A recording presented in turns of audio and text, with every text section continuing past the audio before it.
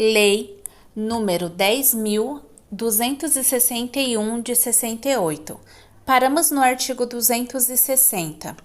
Antes de iniciar, quero anunciar aqui a minha rifa, que eu tô fazendo para poder conseguir levantar o dinheiro e viajar para fazer essa prova do TJSP, aos novos seguidores aí do canal, que tem chegado agora. Quem puder me ajudar, agradeço de todo o coração. Fiz uma rifa para conseguir viajar, custa R$20, vocês podem me pagar até o dia 1 de abril. Essa rifa eu vou fazer o sorteio no dia 6 de abril, são 3 prêmios em dinheiro. O primeiro é R$570, ou uma panela de pressão elétrica. O segundo é R$200 e o terceiro é R$100. Se vocês puderem me ajudar comprando um número, entre em contato comigo no meu WhatsApp, que fica aí embaixo. Ou também, se vocês não quiserem comprar uma rifa, mas quiserem me ajudar de alguma forma, com qualquer valor, vocês podem também, meu Pix também tá aí embaixo, se vocês puderem me dar essa ajuda, eu agradeço de todo o coração, tá? Mais informações em relação à rifa, aí nessa abazinha do canal, em comunidades, tá explicando bem direitinho como que vai funcionar a questão do sorteio, para todo mundo saber, ter conhecimento de quem ganhou essa rifa e como que vai ser feito a entrega do prêmio e etc. Então, eu conto aí com a ajuda de vocês, quem puder me ajudar. O meu número tá aí embaixo para vocês entrarem em contato, tá bom? Artigo 260. Para aplicação das penalidades previstas no artigo 251, são competentes: inciso 1, o governador; inciso 2, o secretário de Estado, o procurador-geral do Estado e o superintendente de autarquia; inciso 3, os chefes de gabinete até a de suspensão; inciso 4, os coordenadores até a de suspensão limitada a 60 dias; e inciso 5, os diretores de departamento e divisão até a de suspensão limitada até 30 dias. Parágrafo único. Havendo mais de um infrator e diversidade de sanções, a competência será da autoridade responsável pela imposição da penalidade mais grave. Artigo 261. Extingue-se a punibilidade pela prescrição. Inciso 1. Da falta, sujeita a pena de repreensão, suspensão ou multa em até 2 anos. Inciso 2. Da falta, sujeita a pena de demissão a bem do serviço público e de cassação da aposentadoria ou disponibilidade em 5 anos. Inciso 3. Da falta prevista em lei como infração penal no prazo de prescrição em abstrato da pena criminal, se for superior a 5 anos. Parágrafo 1. A prescrição começa a correr: número 1, do dia em que a falta for cometida. Número 2, do dia em que tenha cessado a continuação ou a permanência nas faltas continuadas ou permanentes. Parágrafo 2. Interrompem a prescrição a portaria que instaura a sindicância e a que instaura processo administrativo. Parágrafo 3. O lapso prescricional corresponde: número 1, na hipótese de desclassificação da infração, ao da pena efetivamente aplicada. Número 2, na hipótese de mitigação ou atenuação, ao da pena em tese cabível. Parágrafo 4. A prescrição não corre: número 1, enquanto sobrestado processo administrativo para aguardar decisão judicial na forma do parágrafo 3 do artigo 250. Número 2, enquanto insubsistente o vínculo funcional que venha a ser restabelecido. Número 3, durante a suspensão da sindicância, nos termos do artigo 267-N desta lei. Número 4, no curso das práticas autocompositivas. Número 5, durante o prazo estabelecido para o cumprimento do termo de ajustamento de conduta. Parágrafo 5. Extinta a punibilidade pela prescrição, a autoridade julgadora determinará o registro do fato nos assentamentos individuais do servidor. Parágrafo 6. A decisão que reconhecer a existência de prescrição deverá, desde logo, determinar, quando for o caso, as providências necessárias à apuração da responsabilidade pela sua ocorrência. Artigo 262. O funcionário que, sem justa causa, deixar de atender a qualquer exigência para cujo cumprimento seja marcado prazo certo, terá suspenso o pagamento de seu vencimento ou remuneração até que satisfaça essa exigência. Parágrafo único. Aplica-se aos aposentados ou em disponibilidade o disposto neste artigo. Artigo 263. Deverão constar do assentamento individual do funcionário todas as penas que lhe forem impostas. Capítulo 2. Das providências preliminares. Artigo 264. A autoridade que por qualquer meio tiver conhecimento de irregularidade praticada por funcionário adotará providências visando a sua imediata apuração, sem prejuízo das medidas urgentes que o interesse da administração exigir, podendo submeter o caso às práticas autocompositivas ou propor celebração de termo de ajustamento de conduta. Parágrafo único. A autoridade poderá, desde logo, submeter o caso às práticas autocompositivas, especialmente nas situações em que, evidenciada a ocorrência de conflitos interpessoais, objetivando sempre a melhor solução para resguardar o interesse público. Artigo 265. A autoridade realizará apuração preliminar de natureza simplesmente investigativa, quando a infração não estiver suficientemente caracterizada ou definida a autoria. Parágrafo 1. A apuração preliminar deverá ser concluída no prazo de 30 dias. Parágrafo 2. Não concluída no prazo a apuração, a autoridade deverá imediatamente encaminhar ao chefe de gabinete relatório das diligências realizadas e definir o tempo necessário para o término dos trabalhos. Parágrafo 3.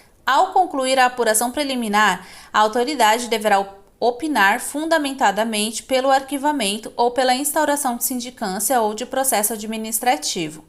Artigo 266. Determinada a instauração de sindicância ou processo administrativo ou no seu curso, havendo conveniência para a instrução ou para o serviço, poderá o chefe de gabinete, por despacho fundamentado, ordenar as seguintes providências. Inciso 1. Afastamento preventivo do servidor quando o recomendar a moralidade administrativa ou a apuração do fato, sem prejuízo de vencimentos ou vantagens até 180 dias, prorrogáveis uma única vez por igual período. Inciso 2. Designação do servidor acusado para o exercício de atividades exclusivamente burocráticas até decisão final do procedimento. Inciso 3. Recolhimento de carteira funcional, distintivo, armas e algemas. Inciso 4. Proibição do porte de armas. Inciso 5. Comparecimento obrigatório em periodicidade a ser estabelecida para tomar ciência dos atos do procedimento. No parágrafo 1. A autoridade que determinar a instauração ou presidir sindicância ou processo administrativo poderá representar ao chefe de gabinete para propor a aplicação das medidas previstas neste artigo, bem como sua cessação ou alteração. Parágrafo 2. O chefe de gabinete poderá, a qualquer momento, por despacho fundamentado, fazer cessar ou alterar as medidas previstas neste artigo. Artigo 267. O período de afastamento preventivo computa-se como de efetivo exercício, não sendo descontado da pena de suspensão eventualmente aplicada. Capítulo 3. Das práticas autocompositivas, do termo de ajustamento de conduta e da suspensão condicional da sindicância. Artigo 267-A. A autoridade competente para determinar a apuração de irregularidade e a instauração de sindicância ou processo administrativo e o procurador do Estado responsável por sua condução ficam autorizados, mediante despacho fundamentado, a propor as práticas autocompositivas, a celebração de termo de ajustamento de conduta, bem como a suspensão condicional da sindicância nos termos desta lei. Artigo 267-B. As práticas autocompositivas a serem regulamentadas por decreto serão orientadas pelos princípios da voluntariedade, corresponsabilidade, reparação do dano, confidencialidade, informalidade, consensualidade e celeridade, observado o seguinte. Inciso 1. As sessões serão conduzidas por facilitador de justiça restaurativa ou mediador devidamente capacitado e realizadas em ambiente adequado que resguarde a privacidade dos participantes e a confidencialidade de suas manifestações. Inciso 2. A participação do funcionário será voluntária e a eventual recusa não poderá ser considerada em seu desfavor. Parágrafo 1. São práticas autocompositivas a mediação, a conciliação, os processos circulares e outras técnicas de justiça restaurativa. Parágrafo 2. Para a aplicação das práticas autocompositivas, é necessário que as partes reconheçam os fatos essenciais sem que isso implique a admissão de culpa em eventual sindicância ou processo administrativo. Parágrafo 3. O conteúdo das sessões restaurativas é sigiloso, não podendo ser utilizado como prova em processo administrativo ou judicial. Artigo 267-C. A autoridade competente para determinar a apuração de irregularidade e a instauração de sindicância ou processo administrativo e o procurador do Estado, responsável por sua condução, poderão, em qualquer fase, encaminhar o caso para as práticas autocompositivas mediante despacho fundamentado. Parágrafo 1. O encaminhamento às práticas autocompositivas poderá ocorrer de forma alternativa ou concorrente à sindicância ou ao processo administrativo. Parágrafo 2. Se o encaminhamento às práticas autocompositivas se der de forma alternativa ao procedimento disciplinar, o despacho fundamentado a que se refere este artigo suspenderá o prazo prescricional enquanto realizadas. Artigo 267-D. O acordo celebrado na sessão autocompositiva será homologado pela autoridade administrativa competente para determinar a instauração da sindicância ou pelo procurador do Estado responsável por sua condução. Parágrafo 1.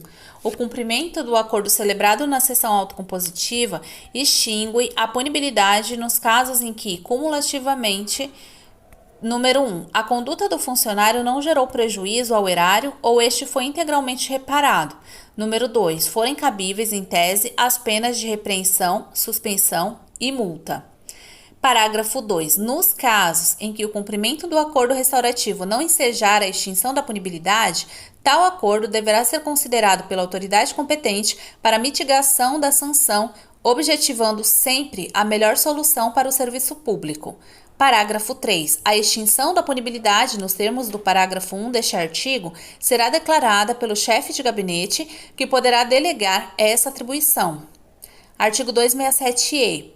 O termo de ajustamento de conduta é um instrumento mediante o qual o funcionário assume a responsabilidade pela irregularidade a que deu causa e compromete-se a ajustar sua conduta, bem como a observar os deveres e proibições previstos nas leis e regulamentos que regem as suas atividades e reparar o dano se houver. Parágrafo único. O termo de ajustamento de conduta poderá ser adotado nos casos de extravio ou dano a bem público que não tenham decorrido de conduta dolosa praticada pelo funcionário e terá como requisito obrigatório o integral ressarcimento do prejuízo. Artigo 267-F. A celebração do termo de ajustamento de conduta poderá ser proposta pela autoridade competente para a instauração da apuração preliminar, quando atendidos os seguintes requisitos relativos ao funcionário interessado. Inciso 1. Não ter agido com dolo ou má-fé. Inciso 2. Ter mais de 5 anos de efetivo exercício no cargo ou função. Inciso 3. Não ter sofrido punição de natureza disciplinar nos últimos 5 anos. Inciso 4. Não ter sindicância ou processo disciplinar em curso. Inciso 5. Não ter celebrado termo de ajustamento de conduta nos últimos 3 anos. Parágrafo único. Exclusivamente para os fins do disposto no caput deste artigo, o termo de ajustamento de conduta será registrado nos assentos funcionais do funcionário. Artigo 267-G. O termo de ajustamento de conduta será homologado pelo chefe de gabinete mediante prévia manifestação da consultoria jurídica da Procuradoria-Geral do Estado acerca dos termos e condições estabelecidos. Parágrafo único. O chefe de gabinete poderá delegar a atribuição prevista neste artigo. Artigo 267-H. A proposta de celebração do termo de ajustamento de conduta poderá ser feita de ofício ou a pedido do funcionário interessado. Parágrafo único. O pedido de celebração do termo de ajustamento de conduta feito pelo funcionário interessado poderá ser indeferido, com base em juízo de admissibilidade que conclua pelo não cabimento da medida em relação à irregularidade a ser apurada. Artigo 267-I. O termo de ajustamento de conduta deverá conter: inciso 1, a qualificação do funcionário envolvido. Inciso 2, a descrição precisa do fato a que se refere. Inciso 3, as obrigações assumidas. Inciso 4, o prazo e a forma de cumprimento das obrigações. Inciso 5, a forma de fiscalização das obrigações assumidas. Parágrafo único. O prazo de cumprimento do termo de ajustamento de conduta não poderá ser inferior a 1, nem superior a 2 anos. Artigo 267-J. O cumprimento das condições do termo de ajustamento de conduta implicará a extinção da punibilidade que será declarada pelo chefe de gabinete. Parágrafo único. O chefe de gabinete poderá delegar a atribuição prevista neste artigo. Artigo 267-L.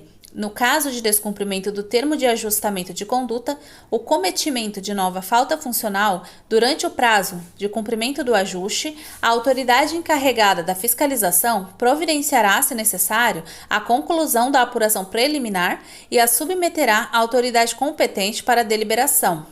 Artigo 267-M. Não corre a prescrição durante o prazo fixado para o cumprimento do termo de ajustamento de conduta. Artigo 267-N.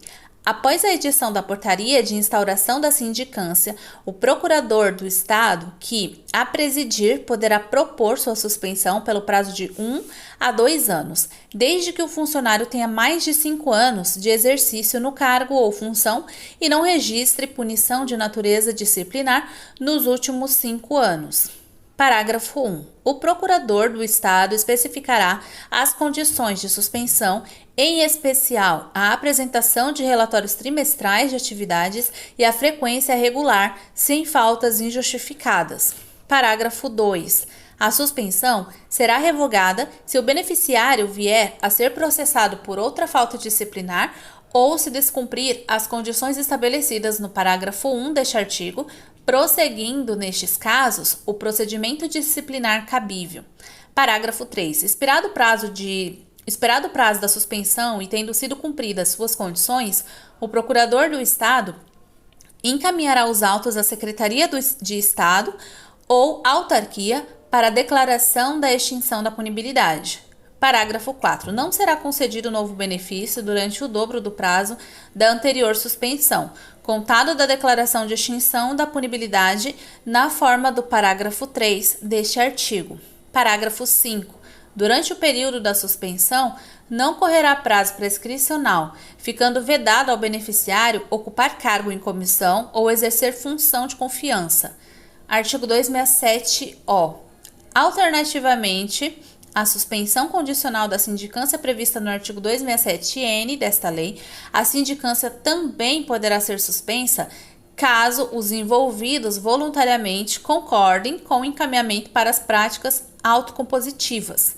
Parágrafo único. A sindicância ficará suspensa até o cumprimento do acordo restaurativo decorrente das práticas autocompositivas, respeitado o prazo máximo de 2 anos. Artigo 267-P. As Secretarias de Estado, a Procuradoria-Geral do Estado, a Controladoria-Geral do Estado e as autarquias poderão estabelecer condições para a suspensão da sindicância, observadas as especificidades de sua estrutura ou de sua atividade. Título 8. Do Procedimento Disciplinar. Capítulo 1. Das Disposições Gerais. Artigo 268. A apuração das infrações será feita mediante sindicância ou processo administrativo, assegurados o contraditório e a ampla defesa. Artigo 269. Será instaurada a sindicância quando a falta disciplinar por sua natureza possa determinar as penas de repreensão, suspensão ou multa.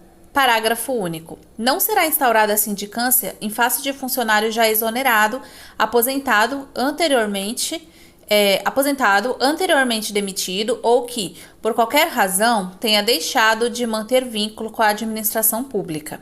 Artigo 270. Será obrigatório o processo administrativo quando a falta disciplinar por sua natureza possa determinar as penas de demissão a bem do serviço público e de cassação de aposentadoria ou disponibilidade. Artigo 271. Os procedimentos disciplinares punitivos serão realizados pela Procuradoria-Geral do Estado e presididos por procurador do Estado confirmado na carreira. Capítulo 2 da sindicância. Artigo 272.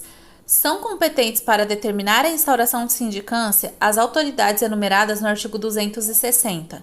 Parágrafo 1. Instaurada a sindicância, o procurador do Estado que a presidir comunicará o fato ao órgão setorial de pessoal.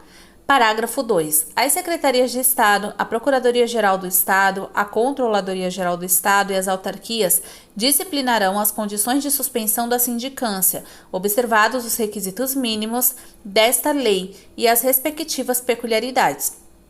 Artigo 273. Aplicam-se às sindicâncias as regras previstas nesta lei complementar para o processo administrativo com as seguintes modificações. Inciso 1. A autoridade sindicante e cada acusado poderão arrolar até 3 testemunhas. Inciso 2. A sindicância deverá estar concluída no prazo de 60 dias. Inciso 3. Com o relatório, a sindicância será enviada à autoridade competente para decisão. Capítulo 3 do processo administrativo. Artigo 274. São competentes para determinar a instauração de processo administrativo as autoridades enumeradas no artigo 260 até o inciso 4, inclusive. Parágrafo tudo revogado. Artigo 275. Não poderá ser encarregado da apuração nem atuar como secretário, amigo íntimo ou inimigo, parente consanguíneo ou afim, em linha reta ou colateral até o 3º grau, inclusive cônjuge, companheiro ou qualquer integrante do núcleo familiar do denunciante ou do acusado, bem assim o subordinado deste. Artigo 276. A autoridade ou funcionário designado deverão comunicar desde logo à autoridade competente o impedimento que houver. Artigo 277. O processo administrativo deverá ser instaurado por portaria no prazo improrrogável de 8 dias do recebimento da determinação e concluído no de 90 dias da citação do acusado. Parágrafo 1. Da portaria deverão constar o nome e a identificação do acusado, a infração que lhe é atribuída, com descrição sucinta dos fatos, a indicação das normas infringidas e a penalidade mais elevada, em tese, cabível. Parágrafo 2. Vencido o prazo, caso não concluído o processo, o procurador do Estado que o presidir deverá imediatamente encaminhar ao seu superior hierárquico relatório indicando as providências faltantes e o tempo necessário para término dos trabalhos.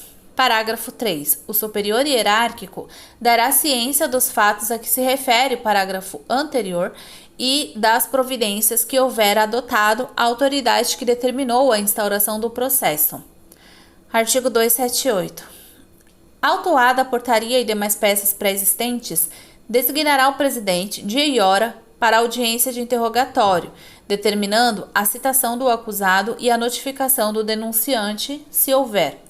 Parágrafo 1. O mandado de citação deverá conter: número 1, cópia da portaria; número 2, data, hora e local do interrogatório, que poderá ser acompanhado pelo advogado do acusado; número 3, data, hora e local da oitiva do denunciante, se houver, que deverá ser acompanhada pelo advogado do acusado; número 4, esclarecimento de que o acusado será...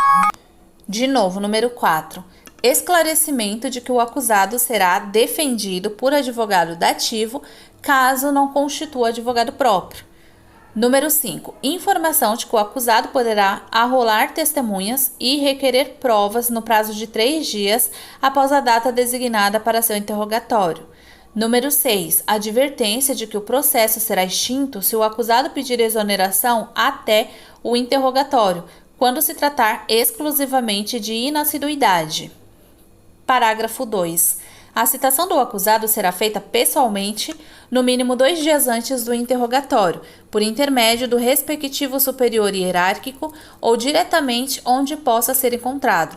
Parágrafo 3. Não sendo encontrado em seu local de trabalho ou no endereço constante de seu assentamento individual, furtando-se o acusado à citação ou ignorando-se seu paradeiro, a citação far-se-á por edital, publicado uma vez no Diário Oficial do Estado, no mínimo 10 dias antes do interrogatório. Artigo 279.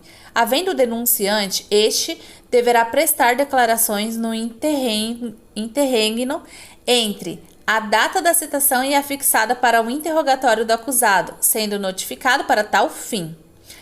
Parágrafo 1. A oitiva do denunciante deverá ser acompanhada pelo advogado do acusado, próprio ou dativo. Parágrafo 2. O acusado não assistirá à inquirição do denunciante. Antes, porém, de ser interrogado, poderá ter ciência das declarações que aquele houver prestado. Artigo 280. Não comparecendo o acusado, será por despacho decretada sua revelia, prosseguindo-se nos demais atos e termos do processo. Artigo 281. Ao acusado revel será nomeado advogado dativo. Artigo 282. O acusado poderá constituir advogado que o representará em todos os atos e termos do processo. Parágrafo 1. É faculdade do acusado tomar ciência ou assistir aos atos e termos do processo, não sendo obrigatória qualquer notificação.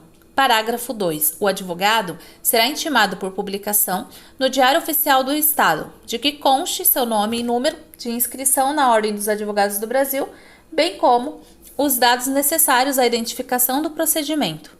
Parágrafo 3. Não tendo o acusado recursos financeiros ou negando-se a constituir advogado, o presidente nomeará advogado dativo. Parágrafo 4. O acusado poderá, a qualquer tempo, constituir advogado para prosseguir na sua defesa. Artigo 283. Comparecendo ou não o acusado ao interrogatório, inicia-se o prazo de 3 dias para requerer a produção de provas ou apresentá-las. Parágrafo 1. O presidente e cada acusado poderão arrolar até 5 testemunhas. Parágrafo 2. A prova de antecedentes do acusado será feita exclusivamente por documentos, até as alegações finais. Parágrafo 3. Até a data do interrogatório será designada audiência de instrução. Artigo 284. Na audiência de instrução serão ouvidas pela ordem as testemunhas arroladas pelo presidente e pelo acusado. Parágrafo único. Tratando-se de servidor público, seu comparecimento poderá ser solicitado ao respectivo superior imediato com as indicações necessárias. Artigo 285. A testemunha não poderá eximir-se de depor, salvo se for ascendente, descendente, cônjuge ou ainda que legalmente separado, companheiro, irmão, sogro e cunhado, pai, mãe ou filho adotivo do acusado, exceto quando não for possível, por outro modo, obter-se ou integrar-se à prova do fato e de suas circunstâncias. Parágrafo 1. Se o parentesco das pessoas referidas for com o denunciante, ficam elas proibidas de depor, observada a exceção deste artigo. Parágrafo 2. Ao servidor que se recusar a depor sem justa causa, será pela autoridade competente adotada a providência a que se refere o artigo 262, mediante comunicação do presidente. Parágrafo 3. O servidor que tiver de depor como testemunha fora da sede de seu exercício terá direito a transporte e diárias, na forma da legislação em vigor, podendo ainda expedir-se precatória, para esse efeito, à autoridade do domicílio do depoente. Parágrafo 4. São proibidas de depor as pessoas que, em razão de função, ministério, ofício ou profissão, devam guardar segredo, salvo se desobrigadas pela parte interessada, quiserem dar o seu testemunho. Artigo 286. A testemunha que morar em comarca diversa poderá ser inquirida pela autoridade do lugar de sua residência, expedindo-se para esse fim carta precatória com prazo razoável, intimada à defesa. Parágrafo 1. Deverá constar da precatória a síntese da imputação e os esclarecimentos pretendidos, bem como a advertência sobre a necessidade da presença de advogado. Parágrafo 2. A expedição da precatória não suspenderá a instrução do procedimento. Parágrafo 3. Fim do prazo marcado, o procedimento poderá prosseguir até final decisão. A todo tempo, a precatória, uma vez devolvida, será juntada aos autos. Artigo 287. As testemunhas arroladas pelo acusado comparecerão à audiência designada independente de notificação. Parágrafo 1. Deverá ser notificada a testemunha cujo depoimento for relevante e que não comparecer espontaneamente. Parágrafo 2. Se a testemunha não for localizada, a defesa poderá substituí-la se quiser, levando na mesma data designada para a audiência outra testemunha, independente de notificação. Artigo 288. Em qualquer fase do processo, poderá o presidente, de ofício ou a requerimento da defesa, ordenar diligências que entenda convenientes. Parágrafo 1.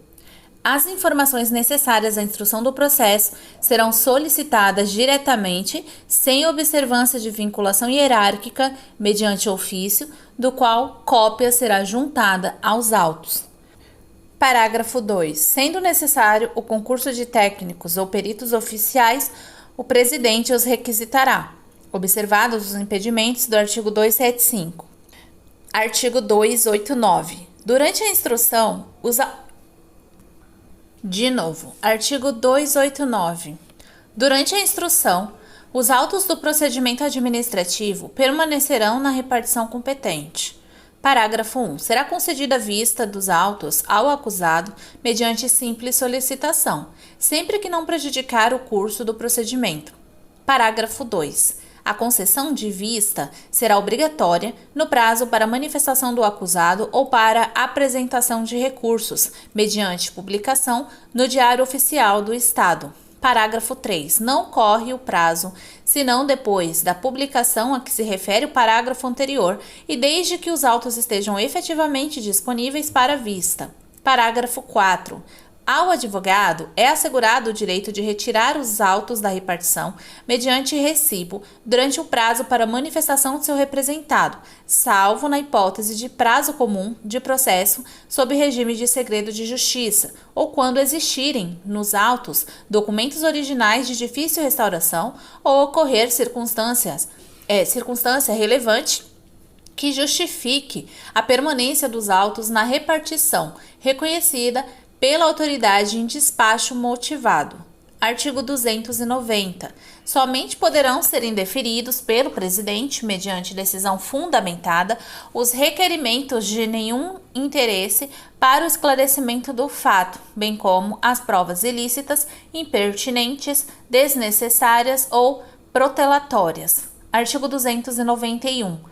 Quando, no curso do procedimento, surgirem fatos novos imputáveis ao acusado, poderá ser promovida a instauração de novo procedimento para sua apuração, ou, caso conveniente, aditada a portaria, reabrindo-se oportunidade de defesa. Artigo 292. Encerrada a fase probatória, dar-se-á vista dos autos à defesa, que poderá apresentar alegações finais no prazo de 7 dias. Parágrafo único.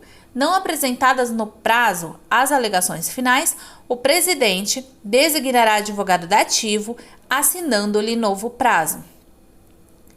Artigo 293. O relatório deverá ser apresentado no prazo de 10 dias, contados da apresentação das alegações finais. Parágrafo 1.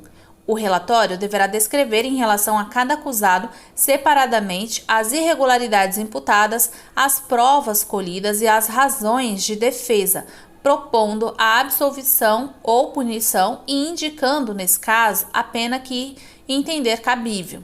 Parágrafo 2. O relatório deverá conter também a sugestão de quaisquer outras providências de interesse do serviço público. Artigo 294. Relatado o processo, será encaminhado à autoridade que determinou a sua instauração. Artigo 295. Recebendo o processo relatado, a autoridade que houver determinado sua instauração deverá, no prazo de 20 dias, proferir o julgamento ou determinar a realização de diligência, sempre que necessária ao esclarecimento de fatos. Artigo 296. Determinada a diligência, a autoridade encarregada do processo administrativo terá prazo de 15 dias para seu cumprimento, abrindo vista à defesa para manifestar-se em 5 dias. Artigo 297. Quando escaparem à sua alçada as penalidades e providências que lhe parecerem cabíveis, a autoridade que determinou a instauração do processo administrativo deverá propô-las justificadamente dentro do prazo para julgamento à autoridade competente. Artigo 298. A autoridade que proferir decisão determinará os atos dela decorrentes e as providências necessárias à sua execução. Artigo 299. As decisões serão sempre publicadas no Diário Oficial do Estado, dentro do prazo de 8 dias, bem como averbadas no registro funcional do servidor. Artigo 300. Terão forma processual resumida, quando possível, todos os termos lavrados pelo secretário, quais sejam a autuação, juntada, conclusão, intimação, data de recebimento, bem como certidões e compromissos. Parágrafo 1. Toda e qualquer juntada aos autos se fará na ordem cronológica da apresentação, rubricando o presidente as folhas acrescidas. Parágrafo 2. Todos os atos ou decisões cujo original não conste do processo, nele deverão figurar por cópia. Artigo 301. Constará sempre dos autos da sindicância ou do processo a folha de serviço do indiciado. Artigo 302. Quando ao funcionário se imputar crime praticado na esfera administrativa, a autoridade que determinou a instauração do processo administrativo providenciará para que se instaure simultaneamente o inquérito policial. Parágrafo único. Quando se tratar de crime praticado fora da esfera administrativa, a autoridade policial dará ciência dele à autoridade administrativa. Artigo 303. As autoridades responsáveis pela condução do processo administrativo e do inquérito policial se auxiliarão para que os mesmos se concluam dentro dos prazos respectivos. Artigo 304. Quando o ato atribuído ao funcionário for considerado criminoso, serão remetidas à autoridade competente cópias autenticadas das peças essenciais do processo. Artigo 305. Não será declarada nulidade de nenhum ato processual que não houver influído na apuração da verdade substancial ou diretamente na decisão do processo ou sindicância. Artigo 306. É defeso fornecer à imprensa ou a outros meios de divulgação notas sobre os atos processuais, salvo no interesse da administração, a juízo do secretário de Estado ou do Procurador-Geral do Estado. Artigo 307. Decorridos 5 anos de efetivo exercício, contados do cumprimento da sanção disciplinar, sem cometimento de nova infração, não mais poderá aquela ser considerada em prejuízo do infrator, inclusive para efeito de reincidência. Parágrafo único. A demissão e a demissão a bem do serviço público acarretam a incompatibilidade para nova investidura em cargo, função ou emprego público, pelo prazo de 5 e 10 anos, respectivamente. Capítulo 4. Do processo por inassiduidade. Artigo 308. Verificada a ocorrência de faltas ao serviço que caracterizem inassiduidade, o superior imediato comunicará o fato à autoridade competente para determinar a instauração de processo disciplinar, instruindo a representação com cópia da ficha funcional do funcionário e atestados de frequência.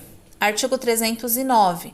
Não será instaurado processo para apurar inassiduidade do funcionário que tiver pedido exoneração.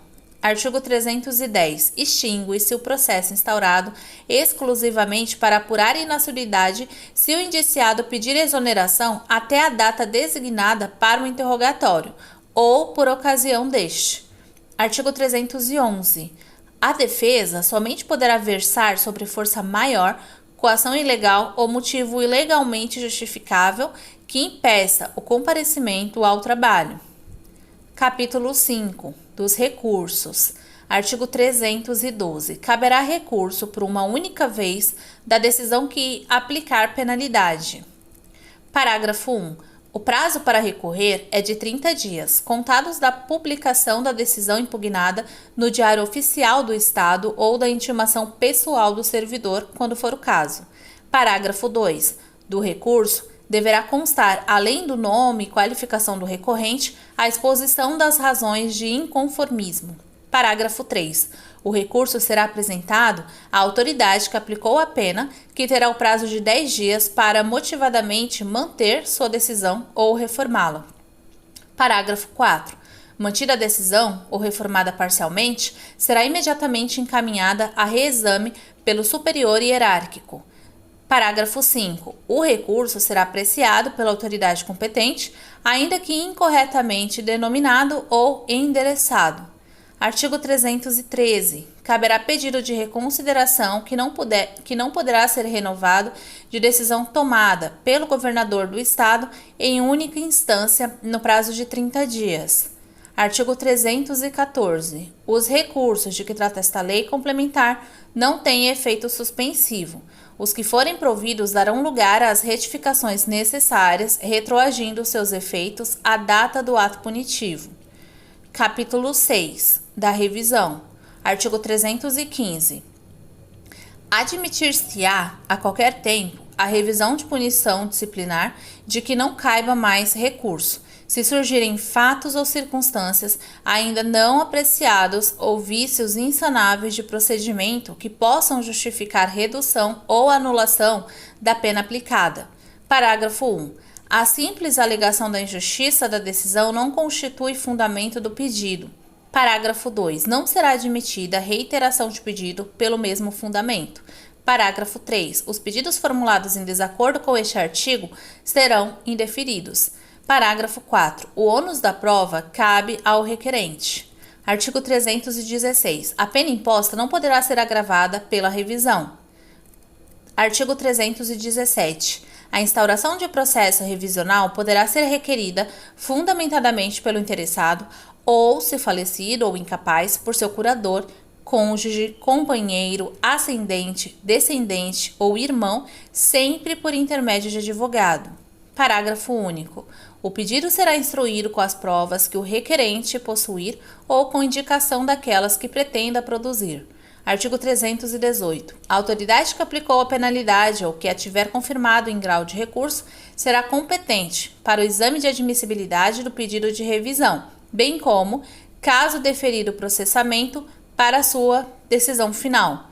Artigo 319. Deferido o processamento da revisão, será este realizado por procurador de Estado que não tenha funcionado no procedimento disciplinar de que resultou a punição do requerente. Artigo 320. Recebido o pedido, o presidente providenciará o apensamento dos autos originais e notificará o requerente para, no prazo de 8 dias, oferecer rol de testemunhas ou requerer outras provas que pretenda produzir.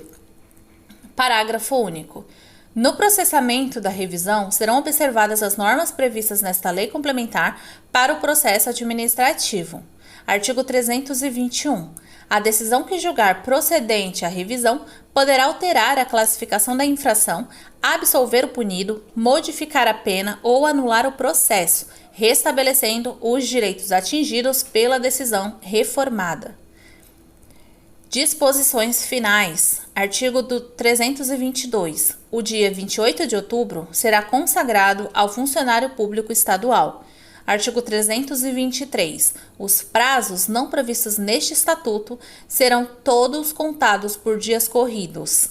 Parágrafo único. Não se computará no prazo o dia inicial, prorrogando-se o vencimento que incidir em sábado, domingo, feriado ou facultativo para o primeiro dia útil seguinte.